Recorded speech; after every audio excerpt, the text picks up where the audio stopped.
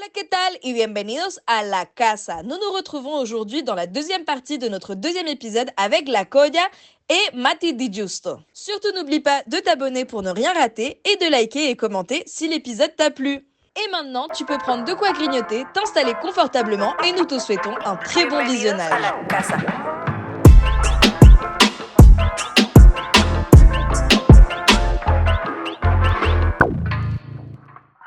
Du coup, après, tu fais le conservatoire. Et pour toi, c'était clair depuis le début que c'était ça que tu voulais faire en tant que. Ah ouais, tu voulais en faire ton je me métier. suis pas donné le choix du tout. Ok. C'était ça ou mon rien. père faisait ça, j'ai dit pourquoi pas moi en fait. Mhm. Moi je voulais forcément faire ça. Et du coup, ouais, tout le conservatoire et tout. C'est long, hein. Moi j'ai commencé vers les 7 ans, je crois, un truc genre. Donc, et je crois que j'ai continué jusqu'à mes 22 ans. Ah ouais. Waouh. Waouh. Ah ouais. Donc en gros, pour les gens normaux, on va dire, j'ai pas fait d'études supérieures, mais en fait, c'est bien sûr. Ah, si. Et Ouais, c'est ouais. une très grosse discipline. Hein. Enfin, Ouais. les Ah ouais. musiciens, c'est tous les jours, il faut s'entraîner et il faut étudier. Et enfin, à chaque fois, tu as des nouvelles mélodies, des nouvelles notes, il faut aller travailler. Ah Enfin, ouais, c'est de la pratique ouais, constante. Quoi. C'est ça, et on se rend pas compte. Enfin, il y a beaucoup de gens qui parfois, pour unos toques, enfin, genre, ils vont engager des musiciens, et ils sont là, ouais, mais c'est cher et tout, nan, nan, mais ils se rendent pas compte de toute la masse de Du travail qu'il y a derrière ça. Ah Quoi. oui, ouais. Et même pour une chanteuse, c'est tous les jours. Enfin, ta voix, Ouais, il de faut ouf. faire attention. L'entretenir. Oui, tu peux pas tomber malade. Enfin, si t'as Ouais. des concerts et Ouais. tout, c'est une hantise, quoi. Donc, ouais, les gens, ils se rendent pas compte. Ils se disent, ah, bah, c'est de l'amusement et tout. Non, mais ils se rendent pas compte, quoi. Et j'avais une question parce qu'on parlait en plus peut-être de l'héritage et on a un grand guitariste argentin qui s'appelle Atahualpa. Yopangi. Ouais, exactement, Yes. donc, qui a repris le nom d'un Inca, du coup d'un Ouais. empereur Inca. Est-ce que toi, dans ta construction musicale, à ce moment-là, hein, je veux dire adolescent, etc., tu allais revisiter l'héritage argentin ou ça arrivait plus tard? Si, un peu quand même. Ouais, si, dans cette période-là, peut-être. Mais enfin, toujours, parce qu'en fait, mon père, il s'est toujours aussi influencé de ces trucs-là. Lui, il a eu un parcours où il a fait de la musique. On va dire, il faisait pas encore sa propre musique, mais assez vite, quand même, il a commencé à faire sa propre musique. C'est-à-dire qu'il il composait ses propres morceaux avec différents orchestres et tout ça, différents projets, quoi. Mais à chaque fois, il y avait ce truc-là de mettre surtout le folklore argentin et les rythmiques dans sa musique, avec n'importe quel type d'écriture. Ça peut être plus classique ou plus jazz avec l'improvisation et tout, mais il y avait toujours des rythmes de chacarera, de samba, de huayno, carnavalito. Génial. Et du coup, moi j'ai toujours écouté ces trucs-là aussi. Donc, Ouais, t'as baigné dans ça, Ah quoi. ouais, Dans C'était l'héritage vraiment. Ouais. musical argentin, ouais, qui est très riche. Ouais. ouais, Je pense aux voladoras, je sais pas si. Ouais, bien c'est sûr. hallucinant. Ça. ouais. C'est voladoras, pour ceux qui connaissent pas, c'est. Comment pourrait ça? C'est en fait une sorte de yo-yo musicaux en fait où tu le fais tourner. Bah ouais, et en même temps des espèces de claquettes. Et c'est claquettes, Parce que percus c'est avec presque. les bottes. Aussi, C'est ouais. un truc des gauchos. Ça. Ouais. C'est les gauchos, on va dire on les considère comme les cow-boys argentins, mais c'est plutôt des gens solitaires parce qu'à la base c'est des bâtards en fait, on va dire, parce que c'est des fils les conquistadors. Ou de propriétaires terriens qui avaient des latifundistas, qui avaient beaucoup de terres. Ouais. Mais je crois qu'ils étaient assez exclus de base en fait, parce que personne les considérait, quoi. Ok. Et du coup, c'est pour ça que de temps en temps, ils bossaient dans ces trucs-là de garder des chevaux. Mais en fait, à la base, ils étaient tout Bah, seuls. c'était ceux qu'on appelait les mestizos Ouais, à cette exactement. époque-là. Ouais, c'est ça.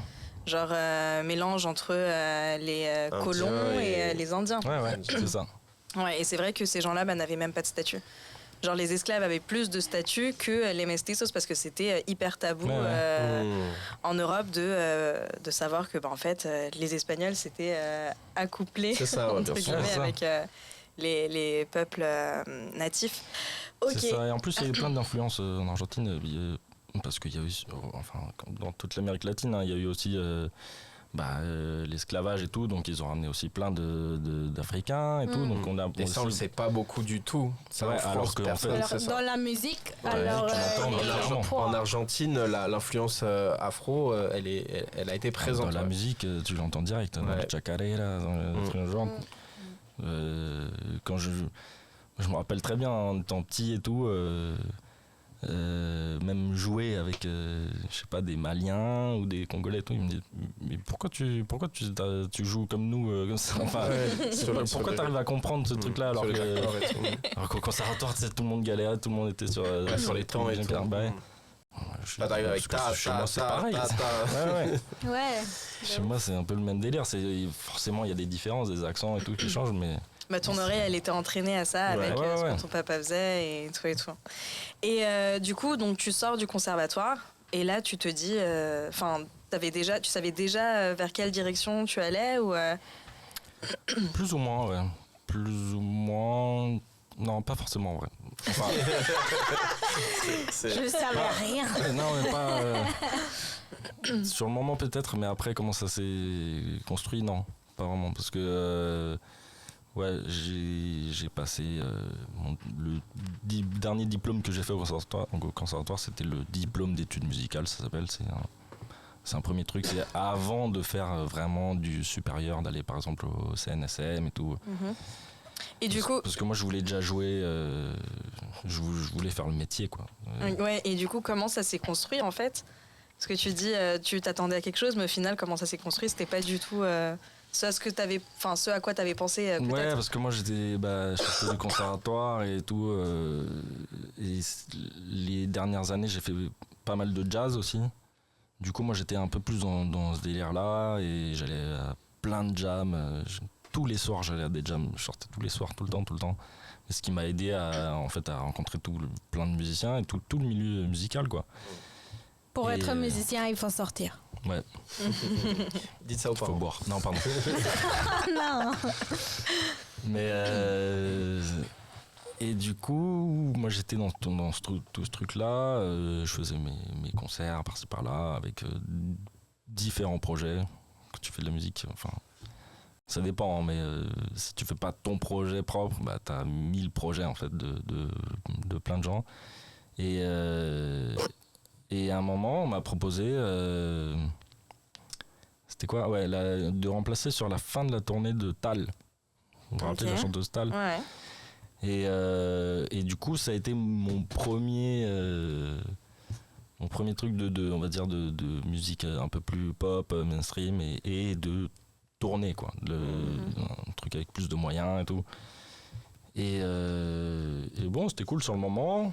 Et après ça, quelques mois après, on me propose, mais c'était un peu en mode dernier moment, la tournée de Gims. Ok. Et sauf que moi, sur le moment, je m'étais organisé un voyage à New York et tout, parce que j'avais un plan pour jouer là-bas, enfin un truc privé, mais du coup, je me suis dit, vas-y, je vais rester une dizaine de jours au moins, voir ce qui se passe. Mhm. Et ça tombait pile à ce moment-là, les répètes de Gims. Et du coup, j'ai hésité, parce que moi, c'était pas du tout mon délire à la base. New York ou Gims? Ouais. Après, je me suis dit, bon, Le choix est 10 jours à New York ou 100 dates à l'année. Bon, Vite fait. voilà. La question est 100 dates déclarées, machin, tu sais, j'étais pas encore intermittent et tout. Ici, on a ce statut-là qui est quand même pas mal à avoir. Privilégié. Ah ouais. Donc je me suis dit, bah vas-y, je vais me lancer là-dedans. Et t'étais à la guitare, t'étais sur la tournée. la guitare, Ok, ouais. ça marche. Et ouais, j'ai fait toute la tournée 2015-2016. Et après, les autres tournées se sont enchaînées un peu par rapport à ça, quoi. Génial. Vita, MHD. Vita. Ouais, c'est ça. Une fois que t'as un pied dedans, ça. Les choses s'accélèrent. Ouais, c'est ça. Enfin, Oui, voilà. Parce que t'as un pied dedans et t'as fait tes preuves aussi. Parce que c'est pas Bah oui, juste. c'est ça. Oui, bah oui. C'est ça. C'est il pas faut- juste, faut faire Mais le parce que tri. dans ce milieu-là, les prods et tout, elles connaissent pas énormément de musiciens au final, je Ouais. pense. Hmm. Enfin, ils vont pas aller sortir au jam et tout. voir Donc ils ce que- restent avec ceux qu'ils ont déjà testé. Ouais, plus ou moins. Ouais. Bah après, ça peut se comprendre aussi, hein, parce que au Bien moins, sûr, c'est comme tout, ouais. déjà tu connais Le travail. ce type de travail. C'est pas juste jouer, c'est une rigueur dans le son, dans le truc et et même humain en fait. Et dans le mode de vie aussi. Ouais. Enfin, il y a énormément Qui puisse accepter ça. Il peut y avoir des ouais. musiciens très bons, mais qui vont être chiants à vivre. à vivre avec pendant toute une tournée, quoi. Ouais, donc quand on a trouvé un, tu le gardes et Ouais, tu le positionnes. très bien. Ok, super. Et du coup, là, on arrive donc à votre rencontre. Yes. Musical. Votre rencontre musicale, donc dans un jam. Ouais, Hein? dans la jam, et c'est vrai que le premier truc qu'on a fait ensemble, c'était de composer un morceau. Et Le jour où vous avez fait les empanadas le ou jour après? où on a fait les empanadas, le même jour où on a fait les empanadas, on a commencé à composer un morceau, voilà. Ok. Du coup, pour moi, c'était quelque chose de super important de trouver quelqu'un qui connaissait la musique latine. Parce qu'il y a quelque chose de... Oui, je suis allée en voyage ou quelque chose comme ça, mais connaître les différents rythmes. Je me souviens même son père, il a fait une map sur Google Maps avec les différents rythmes traditionnels de chaque pays. Ah ouais. T'as Enfin, réutilisé les tips du daron. ouais. ça. Bah, Non, ça, mais c'est quand génial. même hallucinant. Bien sûr. Et genre, les bases de certaines prods, on n'avait même pas pensé que c'était pour mon projet. Lui, il était en train de diguer des trucs. Et après, on a voyagé voir un musicien équatorien, Christian Mejia, en Allemagne, qui nous a donné des trésors de musique traditionnelle, et avec ça on a composé, et du coup quelqu'un qui comprenne ça, c'était super beau à voir. Et surtout, moi j'ai pas eu les études que Mathias a eu en termes musicaux, et j'ai une confiance aveugle, disons, à son goût musical. Je pense qu'il est très très doué pour ça, et très très doué aussi pour tout le côté prod, parce que jouer avec des Maître Gims, Attic, etc., c'est aussi connaître le son moderne. Oui. Et pour moi, le mariage de ces deux mondes, il est assez tricky, assez difficile des fois.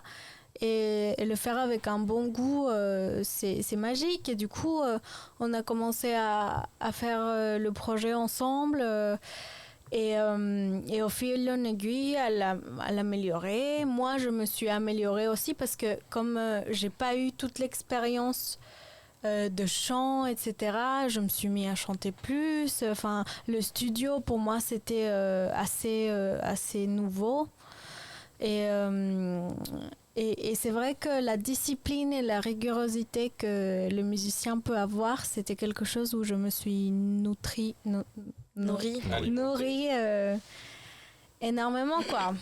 Et ça s'est fait très bien, je pense. On a commencé aussi à faire les shows, et moi j'avais des idées de shows, et non, et lui, ok, on va les arranger, les morceaux, parce que une chose, c'est faire un concert, mais moi, je veux que mon art, mon expression artistique soit le plus performante possible. Et du coup, si c'est de faire un show et un performance, dès la musique jusqu'à moi qui bouge et qui fait le show, ça doit tout être pensé et tout être bien géré. Et pour ça, il faut de l'expérience. Et c'est vrai que, voilà, on a commencé à travailler comme ça, quoi. Pour répondre à ta question.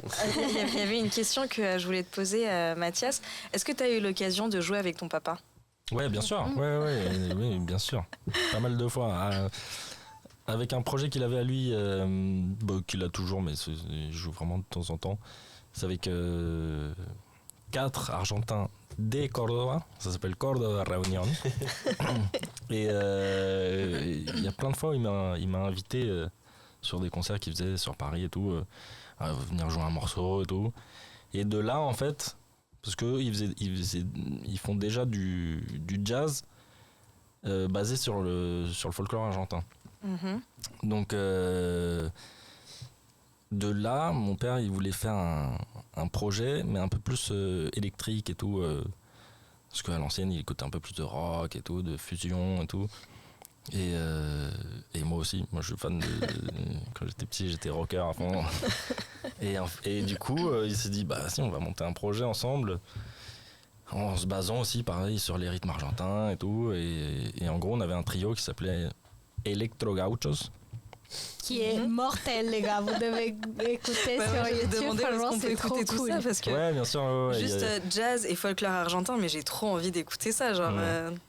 Et c'est rock. Enfin, c'est du jazz, du rock qui se font ces solos. Enfin, c'est. Ouais, assez électrique comme genre. Et ouais, il y a quelques vidéos sur YouTube, mais c'est assez live. Hein. On n'a pas fait d'album ni rien. Mais... On pourra les mettre en description. Ouais, bien sûr, top. carrément. Il y a des trucs qui datent pas mal déjà. Et ça, bon, c'est notre projet. On joue de temps en temps, mais c'est pas un truc où on met pas toutes nos billes dedans, tu vois. Mais à chaque fois qu'on joue, c'est mortel, quoi. On prend du plaisir. Ouais, grave. Et à chaque fois qu'on se voit, enfin, on joue, on fait des jams. Enfin, Putain, ça doit être sympa, les ouais, réunions à chaque fois familiales. que oui. franchement, c'est cool, quoi. Ouais, à chaque Dans fois le que mariage de son frère, on a joué. Enfin. Génial. Trop cool. Et là, du coup, vous avez créé un projet ensemble. Yes. Plusieurs même. Vous avez plusieurs chansons que vous avez fait ensemble. Tous les morceaux, on les a fait les deux. Ok. Et j'aimerais bien que vous me parliez là de l'EP là qui est sorti, qui va sortir, de la chanson qui vient de sortir. Ah, de la chanson. Bon, la chanson, c'est un perreo. Parce que je sais pas vous, mais moi, j'ai grandi avec le reggaeton. Et il y avait quelque chose... Voilà. Il y avait quelque chose de... En fait, moi, j'adore faire la fête. J'adore danser. Et dans mes morceaux, j'avais pas un morceau qui un perreo, quoi. Je voulais un perreo. Et du coup, j'avais un showcase de jet lag. C'était à la Bellevilloise. Et je me suis dit, je veux un morceau qui, voilà... Qui envoie, quoi. Qui envoie, quoi.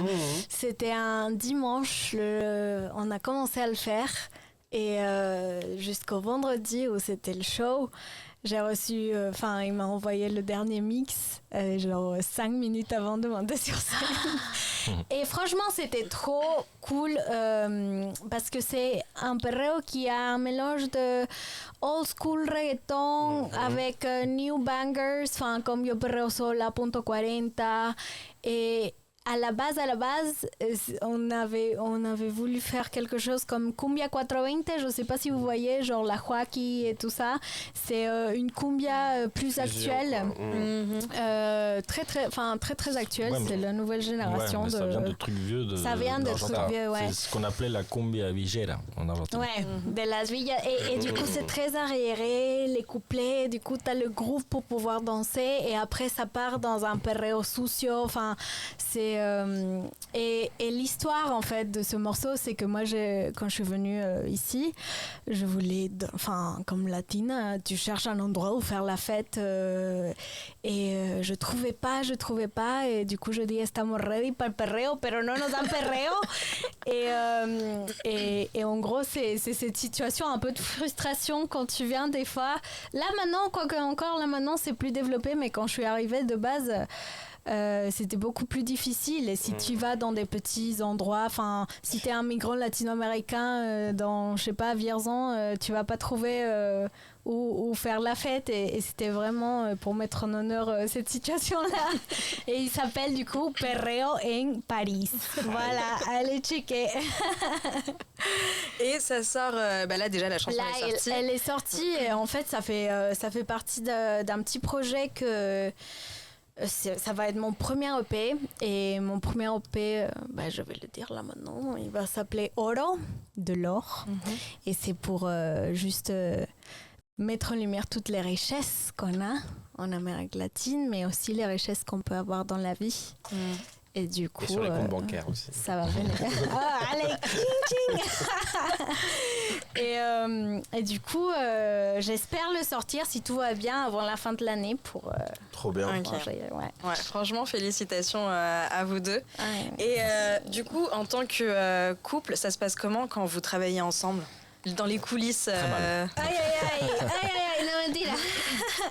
Écoute, pour moi, je vais pas te mentir, parce que on dirait que c'est trop beau, etc. Non, c'est un challenge. Bah, j'imagine, ouais. C'est un grand challenge, non seulement parce qu'il faut séparer le couple Bien sûr. du travail. C'est un challenge aussi parce que moi, j'ai dû aussi, le niveau par exemple musical, j'ai dû le rattraper, le travailler. Et quand on travaille quelque chose de base, ça peut être très très frustrant. Au début, les premières recordings et tout ça, parce que lui, c'est quelqu'un de très très exigeant aussi musicalement parlant. Après, il y a du partage, ça c'est ce qui est très beau. Enfin, moi, lui, il n'est pas très dans le mainstream nouveau, etc. Et moi, c'est écoute ça, et ça aussi, et ça aussi. Et c'est le partage de musique, le partage de... Bah ouais, peut-être par exemple un dimanche, on peut se mettre un album de je sais pas quoi et on va l'écouter et tout. Et je sais pas, Mathias, d'autres choses. On veut ta version aussi. Bah, tu parlais de mon exigence et tout, mais c'est parce que c'est comme Dani, elle a pas eu non plus elle a pas fait d'études en soi dans la musique et tout, et en fait au conservatoire c'est assez comme ça, c'est strict. C'est assez strict. Enfin, je sais pas. C'est au bout d'un moment, on sent plus le truc de que c'est. Ça devient la normalité. Ouais, ça devient la normalité que on va te dire non, là c'est pas ça. Refais. Et tout simplement, il y a pas de, on prend pas de pincettes, on prend pas de. Là, ça sonne pas. C'est nul. Voilà, il faut recommencer. C'est comme ça. Ouf. Alors que moi, je viens de la politique, tu vois, genre, où le discours diplomatique, il doit être bien... Ouais, tu caresses dans le sens du poil. Alors que dans la musique, pas du tout, justement. C'est... White Flash. Ouais, j'aime pas ce film-là parce que c'est un peu trop Rocky, tu vois, dans le... un peu trop, c'est exagéré quand même. Mais il peut y avoir un peu de ce côté-là. Il peut y avoir un peu ce côté-là. Mais tant mieux, tu vois, enfin, moi... Mais je me dis, dans ce moment, quand tu apprends quelque chose, à ce moment précis, c'est un peu relou. Mais après, ça te fait grandir. Et du coup, ça, c'est le plus important. Et c'est ça, c'est comme je te disais tout à l'heure, en un an, vous avez fait énormément de choses. Enfin, c'est des shows, c'est des EP, des chansons. En plus, vous avez trouvé des clips et tout ça. Et en plus, vous avez trouvé quand même une couleur musicale qui te correspond vraiment. Donc ça aussi, c'est pas si simple à faire, quoi. Enfin, il y a un moment donné, on va écouter une de tes chansons, on va dire, ah, bah ça, c'est la Koya. Parce que c'est ta couleur musicale, on reconnaît ta voix, tout ça. Donc... ça aussi, c'est du travail. Ouais, c'est clair. Ouais, et bon, là, parce qu'on voit un peu le résultat cette année, mais en fait, ça faisait pas mal d'années déjà qu'on travaillait dessus. Pas tous les morceaux, mais les premiers qui sont sortis et tout. Et s'ils ont changé et tout ça, enfin... Oui, c'est ça, parce que quand tu les sors pas, l'année d'après, tu te dis, mais c'est démodé ce que je viens de faire là en face de ce que j'avais fait, donc il faut reproduire le truc, même si la chanson reste la même, des fois la production, les arrangements peuvent rechanger pour donner une couleur plus du moment, quoi. Et c'est marrant parce que le côté, moi j'ai le côté du business, enfin j'ai travaillé pour Universal et tout ça, et du coup ça fait que c'est... La musique, on peut la marier avec le côté de business, de chercher des opportunités. Et ça a fait que mon projet puisse avancer et qu'il continue à avancer. Et je pense que c'est ça aussi le quelque chose qui vous complète. Qui nous complète. On est assez différents les deux, même en termes de personnalité et tout ça. Et c'est vrai qu'on se complète assez bien. Bah ouais, vous faites une belle équipe, hein. Moi, je vous ai découvert cet été puisque vous avez soutenu une cause qui m'était chère. Vous avez joué après mon oncle Rodolfo Muñoz Ramírez. Mais c'est ton nom. D'accord. Mais je vous ai vu au Café de la Danse. Vous êtes venu soutenir une cause qui est celle notamment des mobilisations sociales importantes qu'il y a eu au Pérou. Et c'est vrai que vous avez mis le feu. J'étais venu accompagner et je me disais, mais elle est trop bien. Je crois les personnes avec qui je suis venu sont reparties en te suivant pour voir ton actualité, etc., qui ne sont pas du tout latino-américains par ailleurs. Et ce qui est génial, en vrai, c'est qu'il y a un répertoire. Donc, je dis à ceux qui ne vous connaissent pas, il y a un répertoire de musique latina quand tu parles de perreo, mais il y a de la cumbia, il y a presque parfois des notes un peu de merengue, ça peut, et ce qui fait que tu ressors en disant ok, il y a toutes ces rythmiques là qui sont possibles et vous arrivez à les centrer, enfin les centraliser tout en les réactualisant et ça voilà, ça c'est un vent de fraîcheur, donc bravo Merci. à vous deux et à tous les autres que j'ai vus ce jour-ci qui sont du coup vos musiciens aussi. Yes. Bah c'est ça, on voulait... Ah oui, musique en live en plus ça fait voilà. On voulait faire ça dans l'EP, c'est justement montrer la richesse qu'il y a dans les différents rythmes latino-américains, quoi. Là, tu as parlé d'une cause qu'ils étaient venus soutenir pour le Pérou. En off, tu m'avais dit que tu voulais poser une question concernant l'Équateur. Ah oui, l'Équateur vit à un moment historique, un peu de son histoire, hélas. C'est tout, enfin, je ne sais pas si on a le temps pour développer, mais c'est très surprenant puisque la situation sécuritaire s'est vachement dégradée en quelques années. Mon père a vécu à Guayaquil un certain temps et à l'époque il me disait que c'était relativement safe et que ça semblait plutôt au Pérou, mais depuis 2 ans et encore plus depuis l'année dernière, les conflits entre bandes narcotrafiquants ont fait véritablement des milliers de morts. Et c'est ce qu'on a pu retrouver, enfin ce qu'on retrouve un peu ce qui s'est passé en Colombie dans les années 80-90 et je me disais, on sait qu'il y a eu l'assassinat d'un candidat à la présidentielle, ce qui n'est pas arrivé depuis très très très très longtemps, depuis du coup l'assassinat en Colombie d'un des candidats aussi présidentiel. Je voulais savoir, toi, comment tu peux vivre ça de loin, cette crise qui, peut-être par écho de la famille, etc., doit forcément arriver à toi. C'est quelque chose de très dur. Le principal, c'est parce que ta famille, elle est là. Mes parents sont là, mes grands-parents, enfin, presque toute ma famille est là. Et là... Non, là-bas. Pardon. Voilà. Et là, là-bas. Et en Équateur. Et là, là-bas. Ils sont en Équateur, à Quito. Et du coup, il y a ce sentiment un peu d'impuissance que tout le monde a là-bas. Parce que tu peux rien faire. Et tu peux en fait être attaqué à tout moment.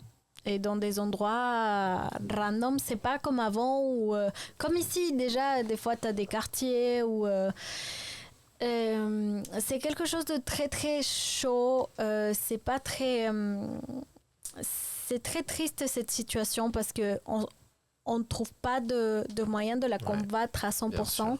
Et ça, c'est des problèmes qui sont peut-être politiques, mais surtout structurels. Et quand tu as des problèmes structurels, c'est avec beaucoup de temps que tu vas trouver. C'est pas une solution magique, c'est pas une politique publique. Enfin, il y a eu énormément de choses qui ont fait que là maintenant l'Équateur, au lieu d'être un passage de la drogue, soit vraiment un endroit clé pour les cartels pour exporter. Et pour moi, c'est quelque chose de très... Je vais pas être maman, mais dans l'offre et à la demande. C'est ça les règles de l'économie. Et des fois, quand on consomme de la drogue, on ne sait pas d'où elle vient, mais la répercussion qu'ils ont dans ces pays-là, elles sont très très fortes en fait. Genre, il y a eu énormément d'assassinats, il y a eu des séquestros, il y a eu même des petits mini-attentats. Oui, des attentats à la grenade. Exactement, et du coup, il faut se poser 2-3 fois la question avant de consommer parce que, enfin, je veux pas être maman encore, mais franchement, c'est quelque chose de très très délicat. Et être loin de sa famille dans ces situations-là, c'est vraiment... T'as une angustia, je sais pas comment dire. Une frustration. Un stress aussi. Le stress, voilà, c'est ça. Et j'espère, et j'ai l'espoir que ça va s'améliorer.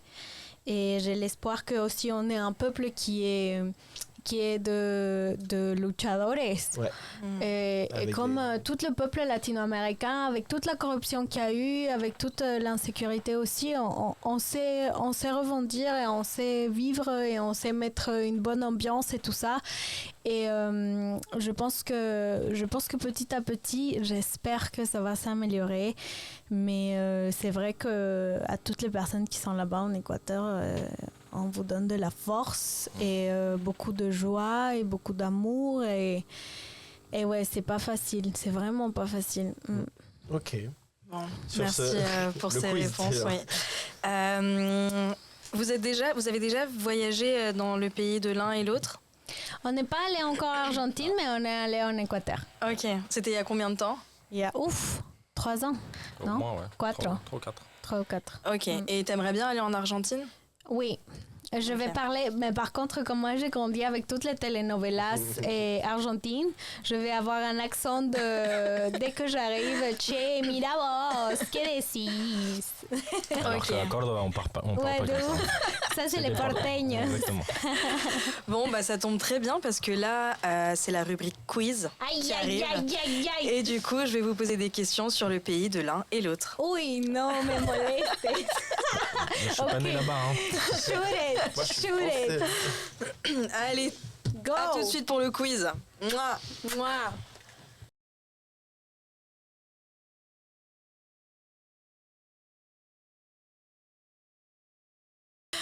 Ok, donc on commence avec le quiz. Donc là, vous avez votre petit buzzer. Si tu veux participer, genre, il y a une question que tu connais pas et t'arrêtes de regarder dans ton téléphone. Regardez. Je vais pas jouer du coup. Ok. Alors du coup, comme je vous ai dit, je vais vous poser des questions sur vos pays respectifs. Ok. Le premier qui buzz peut donner la réponse. Qui quoi Si c'est qui buzz. Ah, d'accord. pardon. Qui si mauvaise réponse, un petit coup de piment. Voilà. Donc et si la réponse est mauvaise, piment aussi et on passe la main à l'autre personne. Ok. Ok. Donc le piment qu'on a là, c'est un piment fait par le restaurant Acapigal, qui nous l'a gracieusement offert et qui est apparemment le piment le plus piquant qu'ils ont dans le restaurant. Donc, Un restaurant mexicain par ailleurs. ouais, restaurant mexicain. C'est pour vous dire. Alors on commence. Première question. Comment s'appelle le point culminant d'Amérique latine qui se trouve en Argentine?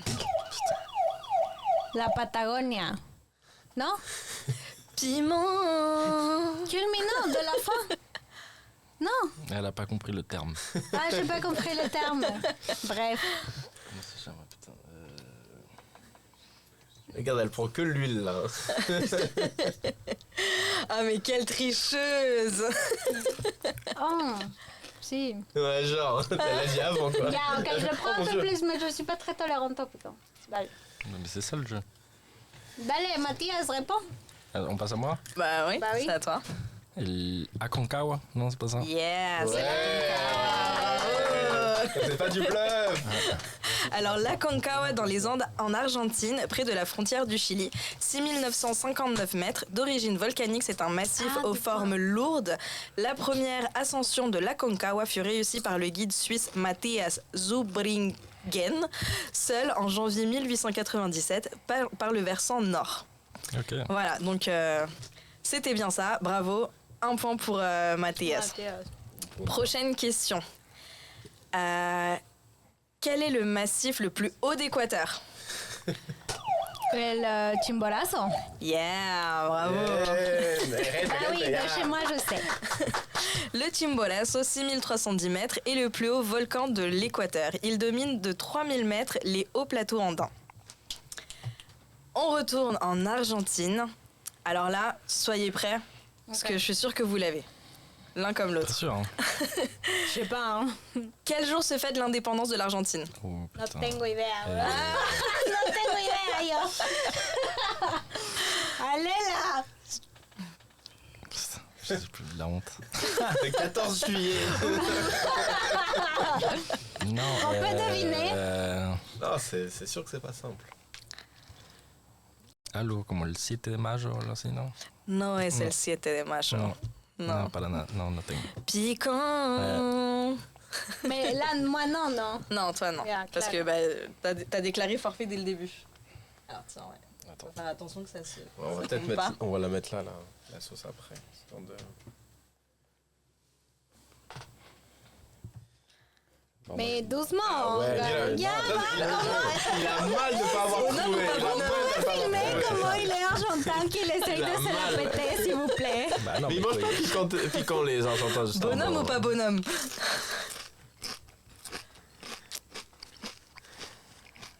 est américaine. Ay, cállate.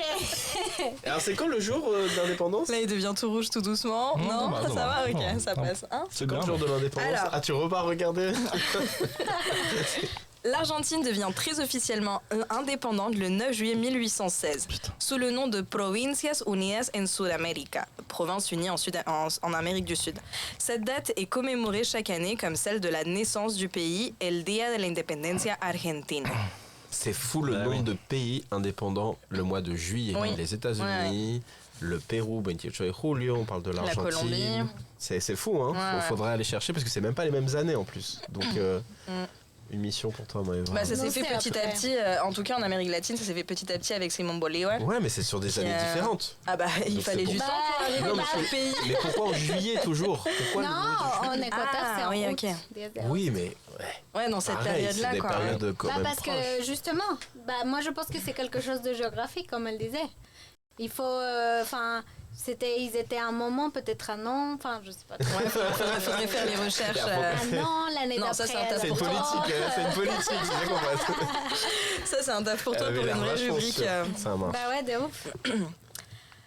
Alors, est-ce que vous pouvez citer quelques-unes, au moins 3 ou allez 4, des danses typiques équatoriennes?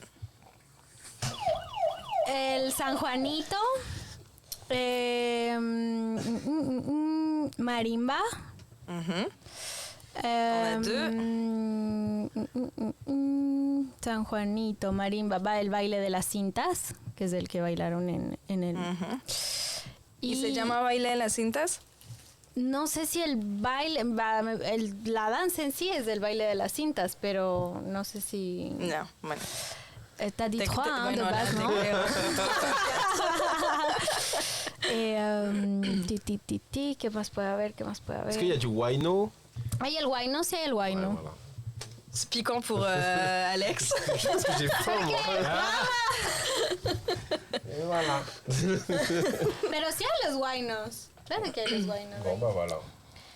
Alors moi, on valide la réponse, hein, mais parmi les manifestations musicales traditionnelles de l'Équateur, on peut citer le pasillo, l'albazo, le San Juanito, le pasacalle, la Mais marimba. ça de danse, el pasillo.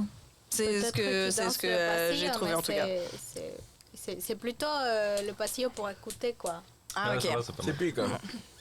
Ouais, mais en fait ça vient final. après. Ouais, ça vient après. Ouais. La bomba, le jarabi, La bomba. le fandango, parmi beaucoup d'autres. Ouais. Voilà. Il faut savoir que l'Équateur, c'est un pays très très riche de différentes communautés. Du coup, il y a énormément de danses, de musiques différentes. C'est Comme super fort. tu as pu le démontrer avec les danses que tu nous as citées. Yes. Alors, quel est le nom du plus grand joueur de football argentin qui n'est désormais plus de ce monde? Qui quoi, pardon? Qui n'est désormais plus de ce monde. Qui n'est plus à Maradona. Allez. Ouais. Quoi Qui n'est plus Qu'est-ce que sur je dois le dire? Bah Maradona, non? T'aurais dit qui? Bah, Messi. Mais qui n'est plus de ce monde. Faut suivre, monsieur. Piment. Piment. Piment. Pour ça, là, Piment. toi, t'as pas attendu la fin de la question. Ya va. Allez. Piment pour vous. Allez, piment Non. pour tout le monde. Ah si, comment pour tous. Allez. Toi, t'as bien aimé en fait le piment. bah oui. hein. Le gars, ouais. Il est où le resto?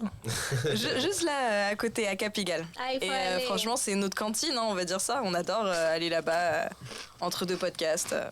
Hi. Nice. Merci Maëva pour les invitations. Supporting local. Ah, nos vas a invitar? No. Ok. Alors, Diego Maradona, né le 30 octobre 1960 à Lanús et mort le 25 novembre 2020 à Tigre, est un footballeur international argentin devenu entraîneur. Durant sa carrière de joueur, entre 1976 et 1997, il joue au poste de milieu offensif sous le maillot du numéro 10. Yes. Il a gagné Yeah. 2 fois la Coupe du Monde. Faut savoir que t'as un des seuls Argentins qui n'aime pas le foot là. Ouais, Enfin, il est pas dans ça, lui. Pas que j'aime pas, mais je suis pas comme les fous. C'est pas un là-bas. aficionado.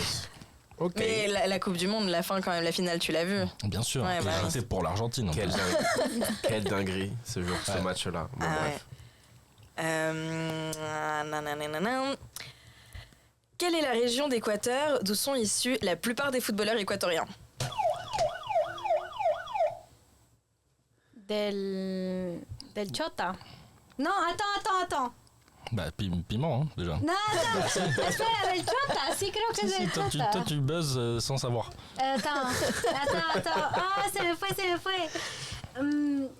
Espera, je crois que c'est del Tous les Chota. Caicedo, Oui, je sais, ça je vient sais, je d'où? Ils viennent. Ah, se me fue. Bah en tout cas pas del Chota apparemment. No me digas. No.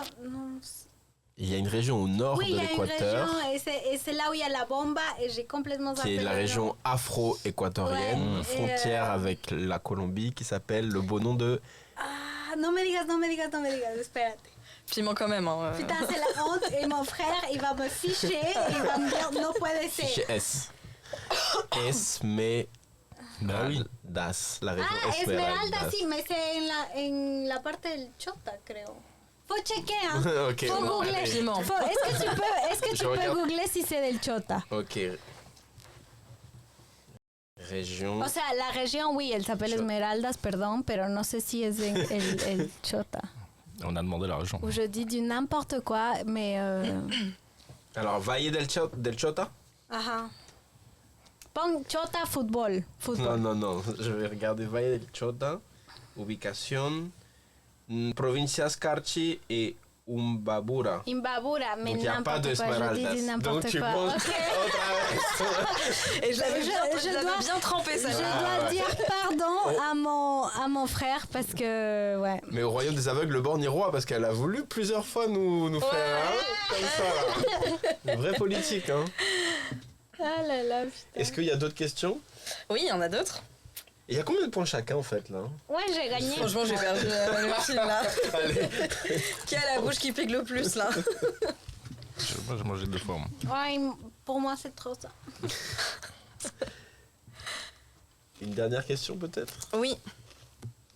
Une facile, allez, celle-là c'est cadeau. Quel est le plat le plus traditionnel en Argentine? Qui a buzzé en premier là? Moi, I think so.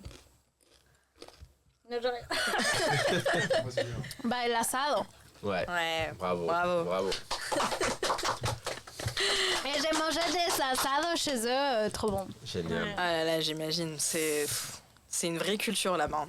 Mais en appartement? Comment vous avez fait là ça? Non, mes parents, ils avaient un pavillon. Ah ouais, putain, tu m'étonnes. C'est le plat argentin par excellence et l'un des délices du pays. Ce sont différents morceaux de viande qui, comme son nom l'indique, sont grillés à la braise. La technique peut varier selon la région. Et la dernière question, tenez-vous bien, attention à vous. Comment s'appelle la ville la plus proche de la mitad del mundo? Oh, non, c'est toi que je crois. Ouais, c'est toi. La ville la plus proche de la mitad del mundo. Quito.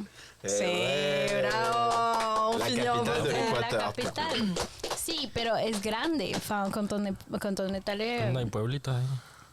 Après, elle a dit ville. Enfin... Oui, c'est Pueblitosville. Comme son nom l'indique, c'est le milieu du monde. En fait, la ligne de l'équateur passe 35 km au nord de Quito. Du coup, il serait dommage de ne pas y aller et y faire un tournant. Mesdames et messieurs, l'Équateur, c'est un très très beau pays. C'est un petit pays en comparaison à ses voisins, la Colombie et le Pérou. Mais il y a une richesse énorme. Et dans 4 heures, vous pouvez aller à l'Amazonie. En 4 heures, vous allez à la plage. Et vous revenez et il y a toute la cordillère des Andes. Du coup, allez checker. Du coup, là, c'est la fin de cet épisode. Merci de nous avoir suivis. Donc, c'était La Casa, créée par Artem et Ola Ketal. On se retrouve très bientôt. Encore merci, on vous fait plein de bisous et à la prochaine. Gracias por cette invitation. Wouh. Merci.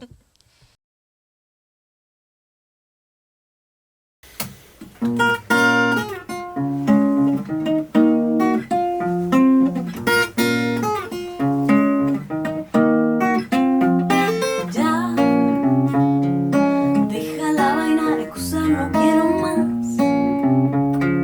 Yo sé que te gusto y me gusta, ¿pa' qué esperar? A que brille el cielo, caigan truenos, no quiero hablar. Vamos directo al grano, esto no pasó en vano y vamos a